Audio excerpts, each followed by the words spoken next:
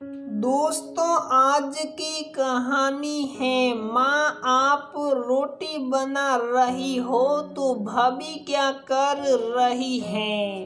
दोस्तों, कहानी शुरू करने से पहले अगर आपने हमारे चैनल को सब्सक्राइब नहीं किया है तो सब्सक्राइब कर लीजिए ताकि आपके पास पहुंचे हर नया वीडियो।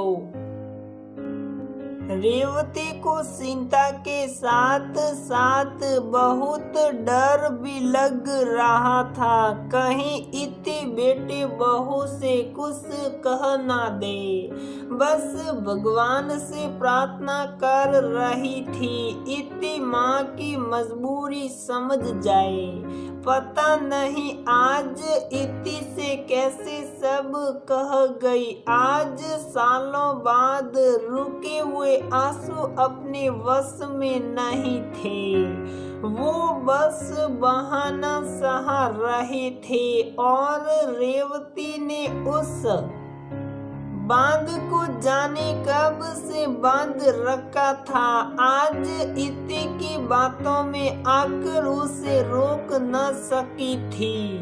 इति कई दिनों से अपनी माँ रेवती के लिए परेशान हो रही थी। माँ को जब भी फोन करी वो ठीक हूँ, सब ठीक हैं कहकर जहादा इति से ही सवाल करने लगती थी। पर आज जब फोन कर रही थी तो माँ कोई जवाब नहीं दे रही थी। कई दसियों बार फोन करने पर रेवती ने फोन उठाया। कहाँ थी माँ, कब से फोन कर रही हो। सोचा भाभी के फोन पर कर लूं पर उनका फोन एक बार में लग जाए। ऐसा हुआ है कभी, बिजी ही रहता हमेशा। अच्छा ये बताओ सो रही थी क्या, तबीयत ठीक तो है ना। परेशान इति ने पूछा। हाँ बेटा ठीक ही हो। रेवती बहुत धीरे धीरे बात कर पा रही थी। इति समझ गई माँ की तबीयत ठीक नहीं है। माँ बुखार हुआ है तुम्हें, दवाई ली। इति ने पूछा। ले लूंगी बेटा, तू जादूगरनी है ना भी, बताऊं तो पता कर लेती।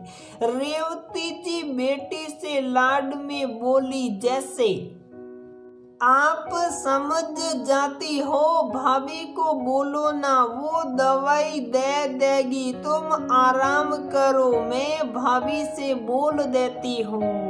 अरे नहीं नहीं इति, सुने ना को कुछ मत बोल, मैं बस 2-4 फुलके बना कर रख दूँ, फिर खुद ही दवा ले लूंगी। रेवती ने जल्दी से इति को फोन करने मना करते हुए कहा। माँ तुम्हारी तबीयत ठीक नहीं, फिर भी तुमको फुलके बनाने भाभी बना लेगी, तुम आराम करो।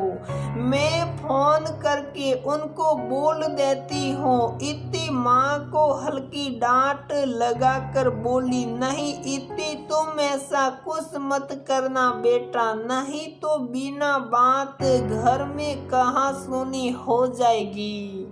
रेवती जी मनुहार करते हुए बोली। मतलब माँ?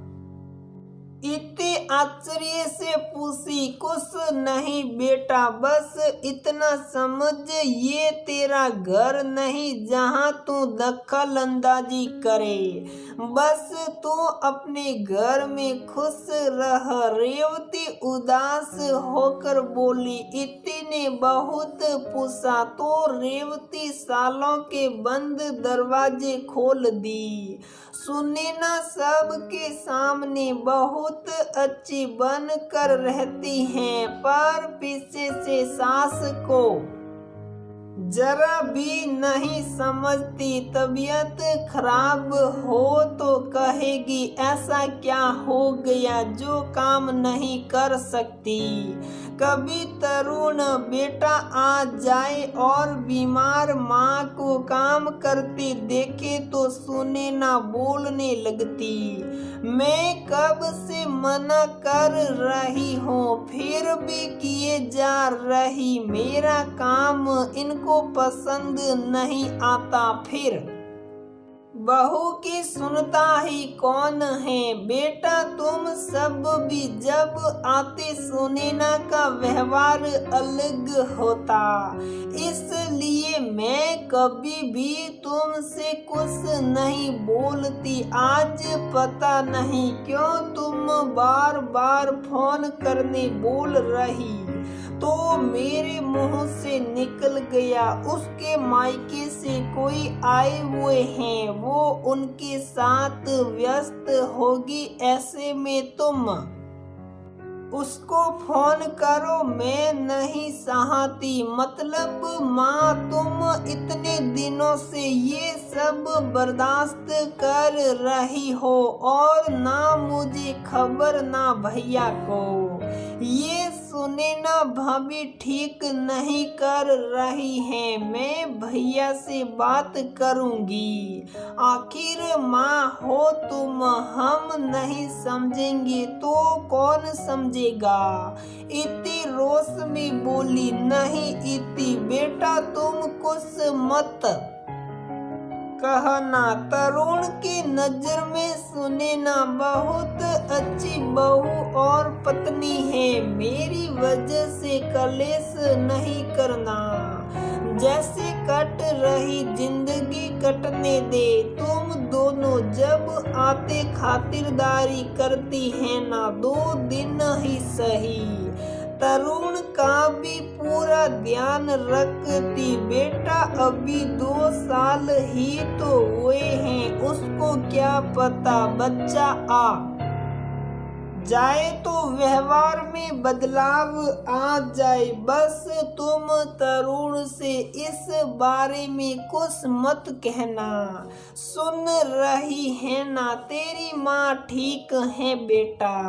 मैं फुलके बनाकर दवा ले लूंगी। बस तू आज की बात मन में ही रखना अपनी माँ की खातिर। रेवती ने कहा। पर माँ तुम ऐसे कब तक। अच्छा माँ अपना ख्याल रखना और अब से मुझसे कुछ मत छिपाना। कम से कम तुम मुझे कहकर मन हल्का तो कर सकती हो। इतनी बुझे मन से फोन रखी। रेवती फुलके बनाते हुए बस यही सोच रही थी, कहीं इति तरुण से कुछ ना कह दे, नहीं तो घर में कलह हो जाएगा, जो वो जीते जी नहीं चाहती थी। इति माँ के दर्द को कैसे कम कर सकती थी, ये सोच रही थी। वो भी समझ गई भैया जानेंगे तो भाभी को ही डांटेंगे, पर अपने घर की शांति के लिए, माँ के त्याग की खातिर अभी चुप रहेगी। पर वक्त आने पर माँ के लिए आवाज उठाएगी जरूर।